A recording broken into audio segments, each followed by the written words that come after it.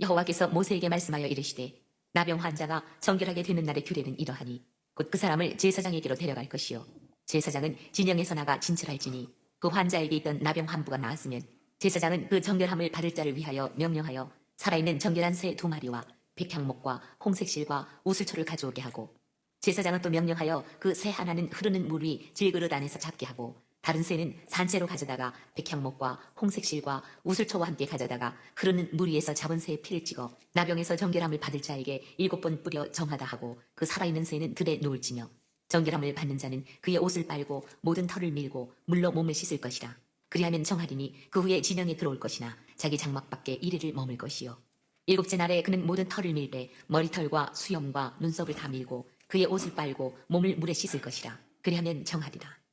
8째 날에 그는 흠없는 어린 순양 2마리와 1년 된 흠없는 어린 암양 1마리와 또 고운 가루 10분의 3 에바에 기름 섞은 소재물과 기름 한 록을 취할 것이요 정결하게 하는 제사장은 정결함을 받을 자와 그 물건들을 회막문 여호와 앞에 두고 어린 순양 1마리를 가져다가 기름 한 록과 아울러 속건제로 드리되 여호와 앞에 흔들어 요제를 삼고 그 어린 순양은 거룩한 장소 곧 속죄제와 번제물 잡는 곳에서 잡을 것이며 속건제물은 속죄제물과 마찬가지로 제사장에게 돌릴지니 이는 지극히 거룩한 것이니라.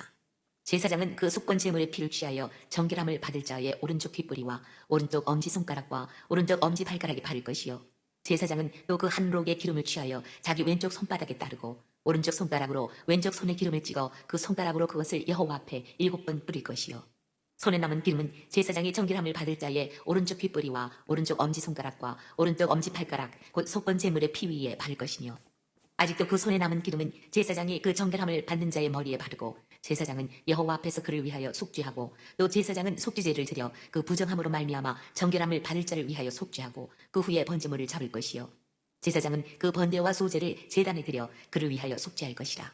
그리하면 그가 정결하리라. 만일 그가 가난하여 그의 힘이 미치지 못하면 그는 흔들어 자기를 속죄할 속건제를 위하여 어린 순양 1마리와 소제를 위하여 고운 가루 10분의 1 에바에 기름 섞은 것과 기름 한 록을 취하고 그의 힘이 미치는 대로 산비둘기 2이나 집비둘기 새끼 2를 가져다가 하나는 속죄제물로 하나는 번제물로 삼아 8째 날에 그 결례를 위하여 그것들을 회막문 여호와 앞 제사장에게로 가져갈 것이요 제사장은 속건제 어린 양과 기름 한 록을 가져다가 여호와 앞에 흔들어 요제를 삼고 속건제의 어린 양을 잡아서 제사장은 그 속건제물의 피를 가져다가 정결함을 받을 자의 오른쪽 귓뿌리와 오른쪽 엄지손가락과 오른쪽 엄지발가락에 바를 것이요 제사장은 그 기름을 자기 왼쪽 손바닥에 따르고 오른쪽 손가락으로 왼쪽 손에 기름을 조금 찍어 여호와 앞에 7번 뿌릴 것이요 그 손의 기름은 제사장의 정결함을 받을 자의 오른쪽 귓뿌리와 오른쪽 엄지손가락과 오른쪽 엄지발가락 곧 속건제물의 피를 받은 곳에 바를 것이며 또 그 손에 남은 기름은 제사장이 그 정결함을 받는 자의 머리에 발라 여호와 앞에서 그를 위하여 속죄할 것이며 그는 힘이 미치는 대로 산비둘기 1마리나 집비둘기 새끼 1마리를 드리되 곧 그의 힘이 미치는 대로 1마리는 속죄제로 1마리는 소제와 함께 번제로 드릴 것이요 제사장은 정결함을 받을 자를 위하여 여호와 앞에 속죄할지니 나병 환자로서 그 정결 예식에 그의 힘이 미치지 못한 자의 규례가 그러하니라. 여호와께서 모세와 아론에게 말씀하여 이르시되 내가 네게 기업으로 주는 가나안 땅에 너희가 이를 때에 너희 기업의 땅에서 어떤 집에 나병 색점을 발생하게 하거든 그 집주인은 제사장에게 가서 말하여 알리기를 무슨 색점이 집에 생겼다 할 것이요 제사장은 그 색점을 살펴보러 가기 전에 그 집 안에 있는 모든 것이 부정을 면하게 하기 위하여 그 집을 비우도록 명령한 후에 들어가서 그 집을 볼지니 그 색점을 볼 때에 그 집 벽에 푸르거나 붉은 무늬의 색점이 있어 벽보다 우묵하면 제사장은 그 집 문으로 나와 그 집을 이래 동안 폐쇄하였다가 이래 만에 또 가서 살펴볼 것이요 그 색점이 벽에 퍼졌으면 그는 명령하여 색점 있는 돌을 빼내어 성밖 부정한 곳에 버리게 하고 또 집안 사방을 긁게 하고 그 긁은 흙을 성밖 부정한 곳에 쏟아 버리게 할 것이요 그들은 다른 돌로 그 돌을 대신하며 다른 흙으로 집에 바를지니라. 돌을 빼내며 집을 긁고 고쳐받은 후에 색점이 집에 재발하면 제사장은 또 가서 살펴볼 것이요 그 색점이 만일 집에 퍼졌으면 악성 나병인즉 이는 부정하니 그는 그 집을 헐고 돌과 그 제목과 그 집의 모든 흙을 성과 부정한 곳으로 내어갈 것이며 그 집을 폐쇄한 날 동안에 들어가는 자는 저녁까지 부정할 것이요 그 집에서 자는 자는 그의 옷을 빨 것이요 그 집에서 먹는 자도 그의 옷을 빨 것이니라. 그 집을 골조 바른 후에 제사장이 들어가 살펴보아서 색점이 집에 퍼지지 아니하였으면 이는 색점이 나은 것이니 제사장은 그 집을 정하다 하고 그는 그 집을 정결하게 하기 위하여 새 2마리와 백향목과 홍색실과 우슬초를 가져다가 그 새 하나를 흐르는 물 위 질그릇 안에서 잡고 백향목과 우슬초와 홍색실과 살아있는 새를 가져다가 잡은 새의 피와 흐르는 물을 찍어 그 집에 7번 뿌릴 것이요 그는 새의 피와 흐르는 물과 살아있는 새와 백향목과 우슬초와 홍색실로 집을 정결하게 하고 그 살아있는 새는 성박들에 놓아주고 그 집을 위하여 속죄할 것이라. 그러면 정결하리라. 이는 각종 나병 환부에 대한 규례니 곧 옴과 의복과 가옥의 나병과 돋는 것과 뾰루지와 색점이 어느 때는 부정하고 어느 때는 정함을 가르치는 것이니 나병의 규례가 이러하니라. 이상은 하나님의 말씀입니다. 아멘. 오늘 14장은 나병이 낫는, 그러니까 피부병이 낫는 그 이야기를 하고 있는데요. 자, 1절과 2절인데요. 한번 보겠습니다. 여호와께서 모세에게 말씀하여 이르시되 나병 환자가 정결하게 되는 날의 규례는 이러하니 곧 그 사람을 제사장에게로 데려갈 것이요 예, 나병 환자가 정결하게 되는 날. 그러니까 나병 환자가 스스로 되는 게 아니라 되는 날. 그러니까 나병 환자는 이게 수동태거든요. 누군가에 의해서 이 나병이 낫게 되는, 그러니까 피부병이 낫게 되는 이런 이야기인데, 그것을 이제 누구한테 데려가냐면 제사장한테 데려갑니다. 이게 이스라엘과 타민족의 차이점이에요. 그때 당시에 제사장은 보통은요, 제사를 드리는 사람은 왕과 결탁을 합니다. 그리고 왕의 책사로 거의 일을 해요. 그래서 왕은 무슨 일이 있을 때 그 제사를 지내는, 쉽게 말하면 그 무당이나 이런 사람하고 책사 역할을 해서 거기다가 이제 가서 빌고 그리고 같이 제사를 지내죠.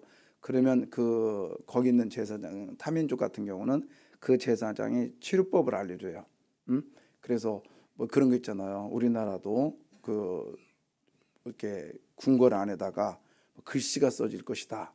그러면 거기다 꿀을 발라놔가지고 벌레들이 쫙 먹고, 그러면 이제 그 어떤 글씨가 딱 써지면 야 이거 징조다. 이런 식으로, 아니면 민간요법 이렇게 해가지고 가르쳐 주는데, 이스라엘의 제사장들은요, 낫는 방법을 가르쳐 준 게 아니라 나았다라고 하는 선언과, 그 다음에 너는 그 병에 걸렸다라고 하는 게, 걸렸고 그 다음에 나았다라는 선언만 얘기하고 있어요.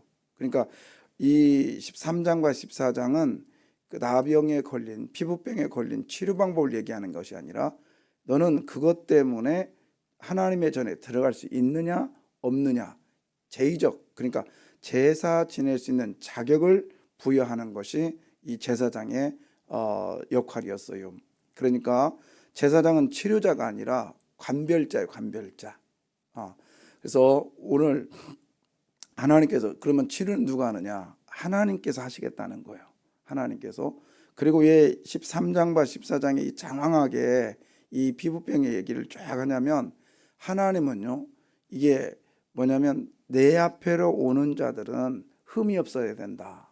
근데 여러분 보세요. 지금 여기서 피부병은 얼굴만 있는 게 아니에요. 어디에 있어요? 몸에도 있을 거 아니에요. 몸에도. 그리고 집안에도 있다. 이건 누가 알아요, 몰라요? 모르죠. 그 다음에 내 몸속에 여기 뭐 몸에 있는 걸 어떻게 알아요? 모르잖아요. 근데 하나님은 그것까지도 다 드러내시는 거예요. 뭐죠? 하나님 앞에 오는 사람은 모든 것이 다 정결해야 된다는 거죠. 남에게 보이는 것뿐만 아니라, 얼굴만 아니라 작은 것, 아무도 모르는, 그러니까 몸의 털, 그 작은 거 누가 알겠냐고요. 근데 그것까지도 하나님은 세밀하게 보시는 분이에요. 그러니까 오늘 우리는 주님 앞에 왔습니다. 주님은 다 알고 계시고 보고 계시다는 것이죠. 그러니까 속일 수가 없다는 것이죠. 그러니까 하나님 앞에는 우리가 이 정도로 나는 너희를 다 알고 있어. 그리고 할 수만 있으면 내 앞으로 와. 할 수만 있으면 와라. 그 얘기죠. 너는 그 병 돌리니까 너는 이제 끝났어가 아니라 다시 회복될 거야. 그래서 7일 동안 기다리고 또 기다리셔다가 계속 감별을 해요. 계속 감별을 하고 또 감별을 해서 할 수만 있으면 내 앞으로 오거라. 그리고 우리 하나님은요, 자 30절 볼까요? 30절에 보면, 그는 힘이 미치는 대로 산비둘기 한 마리나 집비둘기 새끼 한 마리를 들이되 거기서 보면은 힘이 뭐 하는 대로, 미치는 대로, 힘이 미치는 대로. 그런데 여기서 이제 그 산비둘기 한 마리, 그 다음에 무슨 비둘기? 집비둘기 한 마리. 자, 생각해 보세요. 이 사람들은요, 지금 거의 짐 밖에서 쫓겨났잖아요. 그렇잖아요. 그러면 짐 안에 있는 게 아니라 밖에서 쫓겨났기 때문에 주로 밖에 살았단 말이죠. 그러니까 자기가 쉽게 얻을 수 있는 건 뭐예요? 집 비둘기요, 산 비둘기요? 산 비둘기죠. 하나님은 힘에 미치는 대로, 형편대로 하나님은 그를 받아 주시겠다는 거예요. 형편대로. 근데 여기서 이제 또 형편대로라는 게 또 하나가 있는 게 뭐냐면 억지와 인색감, 그다음에 남한테 보이기 위한 허세, 이런 건 하나님 원치 않아요. 오늘 본문에 쭉 보시면 뭐 읽긴 읽었는데 잘 모르겠어. 근데 하여튼 그래요. 뭐냐면 하나님 앞에 나와서 이제 제사 지낼 수 있는 자격이 있어. 이제 제사장이 딱 몇 명이 주잖아요. 그러면 제사를 지내는데 네 가지 제사를 지낼 수 있어요. 첫 번째 번제, 그다음에 소제, 속건제, 속죄제. 하나를 못 지내. 뭐 있으면 그러면 화목제. 화목제만큼은 드리라고 본문에 나와 있지 않아요. 왜 그럴까요? 화목제는 자원제거든. 자원제거든. 너무 기쁘고 너무 감사해서 드리는 거거든요. 그런데 그거는 그리고 많은 사람들에게 많은 사람과 같이 나눠 먹어야 되는 거예요. 근데 생각해 보세요. 자, 나는 너무 감사해서 드렸단 말이에요. 너무너무 감사한 거예요. 그런데 어제까지 밖에 있었어요. 응? 피부병으로. 근데 이 완쾌됐다고 하니까 제사를 지내면서 화목제물을 드려. 근데 자, 내가 하나님께 드리고 왔는데요. 요 옆집에 갑순이, 야, 내가 다 나왔으니까 와라. 와서 먹으라고 하면 그 사람들이 와서 먹긴 먹는데 무슨 마음이겠어요? 에? 여러분 그 느낌 혹시 있을런가 모르겠는데 저는 이 느낌이 있거든요. 제가 여수 애양원에 방문했을 때 제 기도자 할아버지가 김정평 할아버지였어요. 지금 이제 돌아가셨겠죠. 근데 그 할아버지하고 이제 기도짝을 줍니다, 대학교 때. 근데 그래서 이제 성경반에 갔는데 그 양반들은 하루 종일 앉아서 하는 일이 뭐냐면 성경을 외우는 일을 해요. 그래서 신약을 다 외웠다고 그분들이. 그리고 딱 가면은 하모니카로 이렇게 하는데 그때 너무 참 하모니카의 매력을 느꼈는데요. 근데 이분들이 이제 손도 없고 뭐 입은 다 막 내려 앉아 있고 그다음에 눈도 막 내려 앉아 있고 코도 없고 막 그런 분들도 있고요. 그런데 기도짝을 딱 붙여주시는 거예요. 딱 이렇게 하는데 이 할아버지가 딱 손을 잡으려고 하는 거예요, 저를. 그래서 제가 움찔했더니 괜찮아, 내가 다 나왔어 그래요. 근데 잡았는데 이 양반이 기도하다가 침을 떨어뜨리는 내 손에다가 그 느낌이요. 그 느낌. 다 나았는데도 너무 그렇더라고요. 그런데 이제 두 번째 방문할 때였어요. 제가 몇 번 갔거든요. 그랬더니 자기 집으로 초대를 했어요. 그래서 나 괜찮다. 좀 바쁘다 보니까 가자고. 갔네. 방에 갔어요. 갔는데 사탕을 주시는 거예요, 또. 와, 제가 먹겠어요, 안 먹겠어요? 예? 먹었어요. 먹었는데 그것도 너무 그래요. 그러니까 그런 느낌들 있잖아요. 그러니까 화목제는 이게 빠진 이유는 뭐냐면 너는 감사할 수 있어. 그러나 네 주변 사람들은 아직 용납이 안 돼. 그래서 빠져 있는 거예요. 역시 우리 하나님 너무 멋있는 하나님이에요. 우리는요, 은혜 받으면 나밖에 몰라요. 나밖에 몰라. 내가 최고야. 그리고 이 은사자들이나 교회 열심히 하는 사람들은 다 자기 주관이에요. 그래서 좀 열심히 하면요, 좀 열심히 하는 사람 엄청 정죄해. 그 사람이 뭐여든 무조건 와야 되는 거요. 나같이 무조건 열심히 해야 되는 거요. 그건 안 되는 거죠. 힘에 미치는 대로. 힘에 미치는 대로.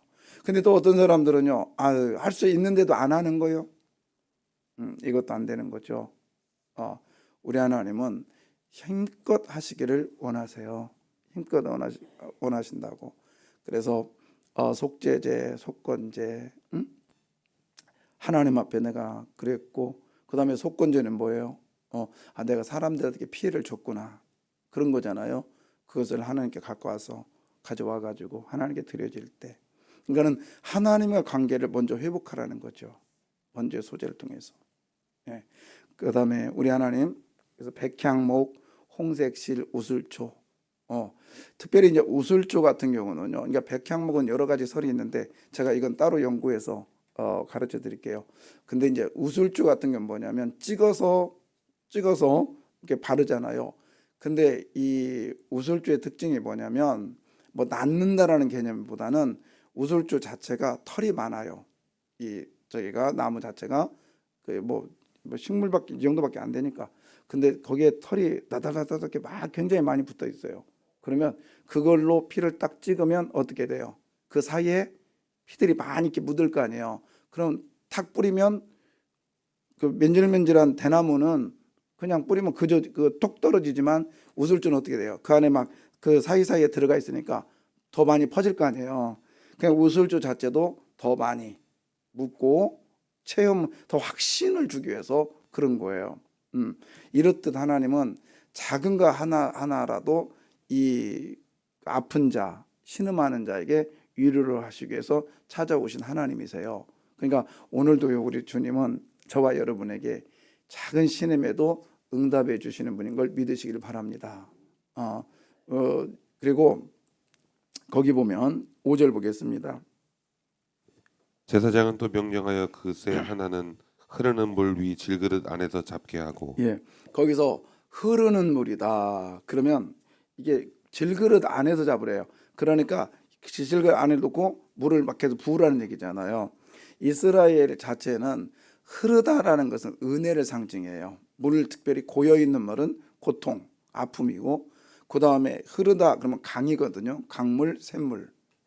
우물물은 이 웅덩이 안에 고여 있는 물이고 그 다음에 그거는 고통의 물이에요. 아픔의 물이고 힘든 고난의 물이지만 똑같은 물이지만 이 흐르는 물이잖아요. 흐르는 물, 특히 강물이나 샘물은 하나님의 은혜를 상징해요. 은혜. 그래서 은혜의 이것은 너가 낫게 된 것은 너의 노력이 아니라 하나님의 은혜였다라는 것을 고백하는 거예요. 근데 자 보세요. 이 새가 드려졌어요? 아직 안 드려졌잖아요. 그렇잖아요. 새를 드리려고 하면 씻어가지고 드리라는 거 아닙니까? 쉽게 말하면 여러분 우리가 드려질 때 이미 은혜를 받은 것을 믿으시길 바라요. 그래서 오늘 이 자리에 나오신 거요. 드려지는 삶이죠. 그러나 여러분 이 자리에 나오게 된 동기 자체가 은혜의 삶이었다는 것을 믿으십시오. 만약에 은혜 받지 않았다면 이 자리에 못 옵니다. 그렇잖아요. 절대로 못 와요. 근데 이 자리에 오게 된 자체가 은혜였다라는 거예요. 자, 그다음에 거기 보면은 몇 절이냐면 8절 한번 볼까요? 8절. 정결함을 받는 자는 그의 옷을 빨고 모든 털을 밀고 물로 몸을 씻을 것이라. 그리하면 정하리니 그 후에 진영에 들어올 것이나 자기 장막 밖에 이레를 머물 것이요. 예, 진영에 들어올 것이나 그렇다면 지금까지 어디 있었다는 거예요? 진영 밖에 있었다는 거잖아요. 진영 밖에. 그 다음에 자기 장막 밖에 이레를 뭐하다? 아직도 머물러 있다라는 거 아니에요. 그러니까 얼마나 힘들었겠어요, 그죠? 공동체에 같이 있지도 못하고 진영 밖에서 얼마나 힘들었겠냐고요. 그 자체가. 그 나병 걸린 우리 그때 이제 양장로님이라고 리더가 계셨는데 이 사람이 이제 서울고등학교가 나왔대요. 근데 그때 당시 서울고등학교 있는지 어떤지 모르겠는데 하여튼 그랬대요. 근데 그분이 그런 얘기 하더라고요. 그분 하는 얘기요. 이 나병, 이 못쓸병, 이 썩을 병 걸려가지고 가장 힘들었던 게 뭐냐? 나에게 가장 힘들었던 게 뭐냐? 나는 그래도 고등학교까지 그때 당시에 굉장히 그러면 똑똑한 사람이잖아요. 그런데 이 병이 가장 나를 힘들게 했던 게 뭐냐? 부모, 형제, 고향을 떠나야 되기 때문에 그게 너무 힘들더라. 그 얘기를 하시더라고요. 그러니까는 우리가 공동체를 떠난다라는 게 그것은 저주거든요. 그래서 두 마리를 하나는 드리고 하나는 떠나 보내라는 거예요. 근데 이걸 이제 나중에 16장에 아사셀이라고 하고 좀 아사셀의 염소와 연결을 짓는데 꼭 그렇게 지어야 되나? 이런 생각이 저는 좀 들어요. 왜 아사셀의 염소 한 마리는 가서 낭떠러지에 떨어 죽이거든요. 근데 이 새는 날려 보낸단 말이에요. 그래서 꼭 거기와 그 내위기의 아주 유명한 저자 그 주석저자 외남은 같이 연결을 줬는데 저는 그런 생각이 들어요. 새는 날려보냈단 말이에요. 그렇죠? 하나는 드려지고 하나님의 의미는 뭐냐? 그런 것 같아요. 너의 그것은 이제 완전히 다 털떡 털고 하나님 앞에 자유스럽게 와서 예배를 드려라. 근데 이 피부의 그 상처는 없어져요, 남아요? 남아요. 남는다고. 완전 없어지지는 않아요. 저도 초등학교 4학년 때인가 그 운동회 앞에 놓고 미역국 먹다가 이 허벅지를 뒤었거든요. 미역국 먹으려다가 너무 운동회가 너무 앞에 있어서 설치다가 그랬어요. 상을 다 엎어버려가지고. 근데 그 상처가 지금도 있습니다. 허벅지 상처가. 여러분 안 없어져요. 그런데 하나님께서 새를 날려보내듯이 이제 너는 깨끗한 거야. 선포하는 거야. 여러분 우리 하나님 닮아갑시다. 그게 뭐예요? 하나님 닮아가는 게 뭐냐면 하나님은 그가 피부병에 걸렸다 할지라도 나았다면 옛것은 지나갔으니 보라 뭐예요? 새 것이 되었도다. 근데 우리는요 그 한 번의 그 실수를요 보라 옛것은 지금도 남았으니 앞으로도 남을 것이느니라. 안 바뀌어. 그 사람에 대한 그 고정관념, 그 사람이 나에게 했던 그 섭섭함, 그 원통함, 그 비참함 안 바뀐다고요. 어제도 제가 두 분의 어머님 이렇게 이제 저희 어머님 이렇게 좀 하고 또 이제 장모님 모시고 왔는데 저희 어머님 그런 얘기해요. 너무 내가 마음이 아프고 저기였는데 어머니 그런 얘기하더라고요. 동네 아주머니가 치매 걸렸는데 하는 얘기가 죽은 시어머니 욕을 한다는 거예요. 시집살이 너무 해가지고. 이게 사람이에요. 그럴 수 있어요. 근데 우리는 예수 믿기 때문에 자꾸 잊어버리는, 그러니까 은혜는 마음에 새기고요. 원통함과 비통함은 잊어버릴 수 있는 이런 복을 달라고 기도하시기를 바라요. 제가 그 이제 신방을 막 다니면서 제 원로 사모님한테 이제 같은 짝이 돼가지고 많이 다녔잖아요. 제가 여쭤봤어요. 사모님 목회하면서 지금까지 오시면서 사모님한테 그렇게 잘못했던 분들이 있잖아요. 힘들게 했던 분 있잖아요. 그분들에게는 어떻게 해요? 제가 물어봤어요. 그랬더니 사모님 그런 얘기 하시대. 이상해. 뭐가요? 그랬더니 생각이 안 나. 나 그래서 아이 거짓말하지 마세요. 그때 진짜야. 근데 한번 테스트 해봤어요. 근데 정말 기억을 못 하시더라고. 야 이게 큰 은혜구나. 그리고 저한테 그러더라고요. 힘든 상황이 있을 때마다 기도하면 돼. 그러면 하나님이 잊어버리게 해주시더라고. 야, 그 얘기를 주의 음성으로 들었어요 제가. 예. 그러고 나니까 저도 가끔은 생각이 안 나요. 저 기도하겠어 안 하겠어요? 그 기도 해줘. 근데 생각이 나는 건 너무 나를 힘들게 해요. 너무 나는 막 그 가슴을 찢어요. 근데 그럴 때마다 이거 뭐 아무 소용없는 일을 내가 이렇게 고민하니 그러면서 하나님 기도합니다. 그랬더니 가끔은 생각이 안 나요. 여러분 원통함은 기도로 잊어버리시기를 바라요. 그리고 은혜는 새기시기를 바랍니다. 자, 그냥 이런 상황인데요. 누가복음 17장 한번 보겠습니다. 시간이 좀 갔지만 누가복음 17장 11절. 예, 예수께서 예루살렘으로 가실 때에 사마리아에 예수님이 가십니다. 그러면서 뭐라고 하냐? 넘겨봐요. 사마리아와 갈릴리 사이로 지나가시다가 이렇게 돼 있는데요. 이제 예루살렘으로 막 가는데 이건 이제 지형을 좀 알아야 되는데 그건 나중에 하고 예수님께서 일부러 어디로 가시냐면 사마리아 쪽에 가십니다.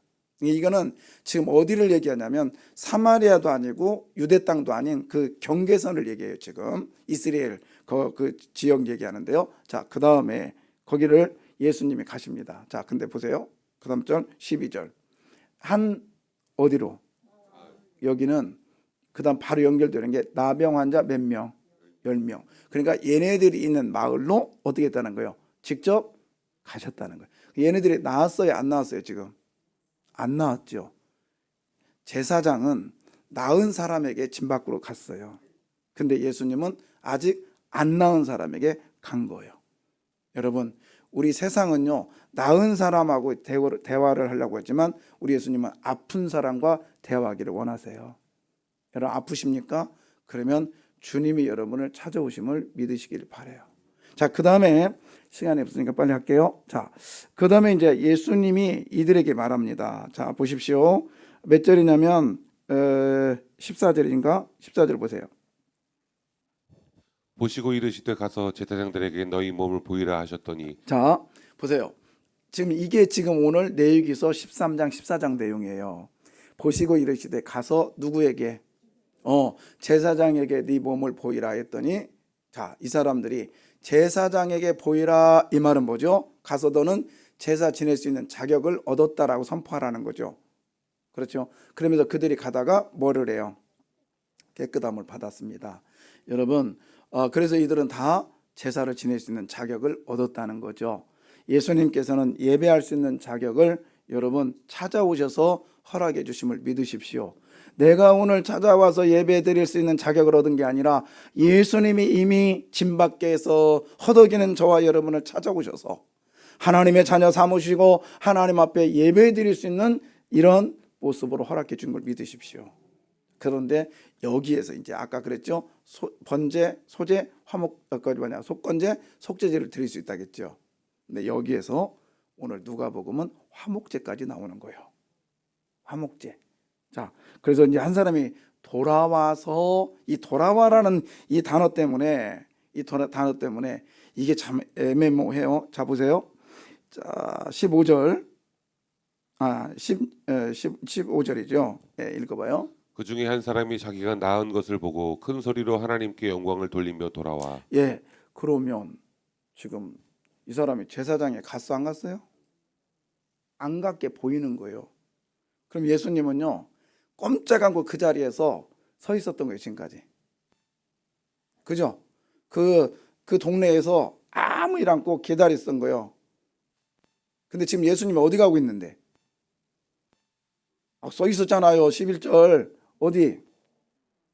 아니 11절 감사해요. 금방 봐도 잊어버려가지고 여러분의 큰 은사 주심을 감사합니다. 어디 가고 계셨는데? 예루살렘에 지금 뭐하러 가시는데 예수님이? 지금 명절 때 가까워서 빨리 가야 되는 거예요.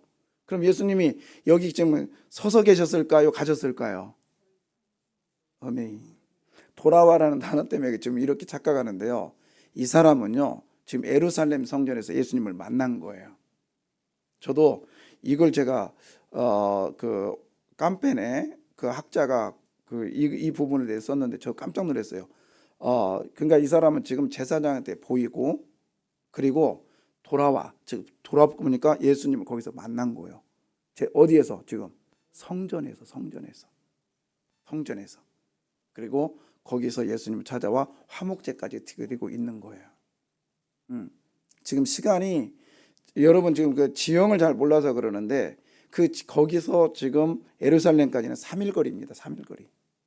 그러니까 우리가 이제 순식간에 이것은 막 가다가 났다 막 그러면 지금 막 몇 발짝 걸었는데 나와가지고 좀 돌아왔다 이렇게 생각하는데 예수님 뭐라고 그래요? 누구께 보이고 그러면 나머지도 뭐 했다라는 거예요? 가서 제사장한테 아홉도 보였다 안 보였다? 보였다라는 거예요. 왜? 제사장한테 보여야만이 어디에 들어갈 수 있으니까. 이스라엘 백성들은 꿈에도 소원이 어디 가는 거예요? 성전 들어가는 거예요. 그러니까 나머지는 내 제사만 드렸고 여기 한 사람은 무슨 제사까지? 화목제 제사까지 드렸다는 것을 얘기해 주고 있는 거예요. 여러분 진짜 은혜 받은 사람은요 교회 안에서뿐만 아니라 우리 형제들까지도 화목제를 드리는 제사자가 되기를 바랍니다. 이게 예수님이 이 땅에 오신 목적 중에 하나예요. 예, 저는 이 부분을 보고 그냥 돌아왔으니까 대부분의 사람들처럼 그렇게 알고 있었는데 제가 2년 전인가 이걸 가지고 스터디를 했어요. 목사들끼리 6개월 동안 하는데 이 부분을 가지고 맞다 그러면서 이 책에 자료가 있더라고요. 그래서 그 책을 같이 읽으면서 역시 그렇구나. 그래서 예수님은 요단강 쪽으로 해서 이렇게 해서 내려가셨고 이 사람은 직정으로 내려갔을 텐데 그러면 얼마 정도 걸릴까? 이건 잘 모르는 거예요, 목사들이. 그래서 제가 알려줬어요. 거기 지금 있는 장소에서 이 요단 요단을 건너가지고 사실 여리고에서 이렇게 올라가면 한 40km, 10몇 킬로에서 40km 되는데 그게 한 이틀 걸린다. 그쪽으로 한 3일 정도 걸려요 거기도. 그래서 일단 그쪽 가가지고 예루살렘 성전에서 이들을 만났을 것이다. 맞다라는 거예요. 그래서 예수님은 지금 빨리 가셔야 된단 말이죠.